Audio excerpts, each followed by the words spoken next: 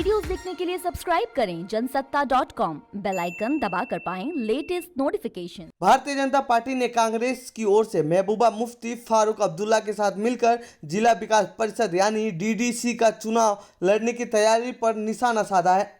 केंद्रीय मंत्री रविशंकर प्रसाद ने कहा कि इनका एक निश्चित एजेंडा है कि अनुच्छेद 370 को हटाया जाना चाहिए और उसे फिर से लागू किया जाना चाहिए।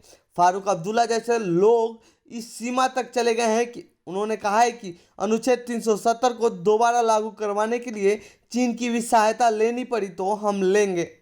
प्रसाद ने कांग्रेस के फारूक अब्दुल्ला और महबूबा मुफ्ती के देश विरोधी बयानों पर जवाब देने को कहा है, तो वहीं रविशंकर प्रसाद इन कांग्रेस पर भी जमकर हमला बोला है।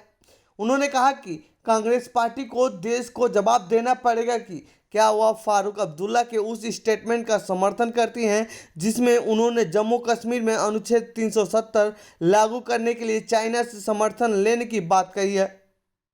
तो आइए इसी कड़ी में सुनते हैं रविशंकर प्रसाद ने और क्या क्या कहा है। ये जो Gupkar declaration of people alliance है, जो डिस्ट्रिक्ट डेवलपमेंट काउंसिल के इलेक्शन के लिए साथ चल रहे हैं, 10 पार्टियां हैं जिसमें प्रमुख रूप से नेशनल कॉन्फ्रेंस है और पीडीपी है। अब कांग्रेस भी उसमें आ रही है। इनका डिक्लेयर्ड एजेंडा है कि आर्टिकल 370 को हटाया जाना, रद्द होना चाहिए और आर्टिकल 370 को रेस्टोर करना चाहिए।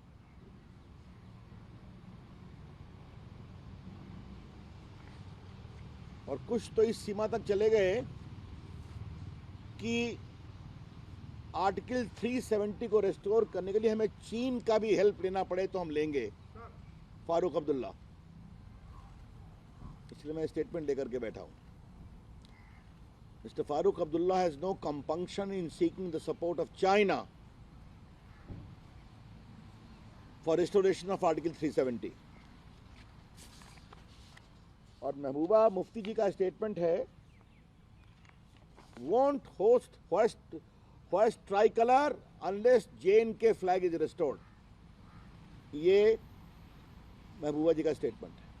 मेरा पहला सवाल यह है गुपकार डिक्लेरेशन के लोगों से कि जब आप आर्टिकल 370 को हटाने की मांग करते हैं तो आप चाहते हैं कि ये सारे कानून कश्मीर में नहीं लगे। आप चाहते हैं कि प्रिवेंशन ऑफ करप्शन एक्ट नहीं लगे ताकि कश्मीर के नेता जो भ्रष्टाचार करते हैं वो चलता रहे।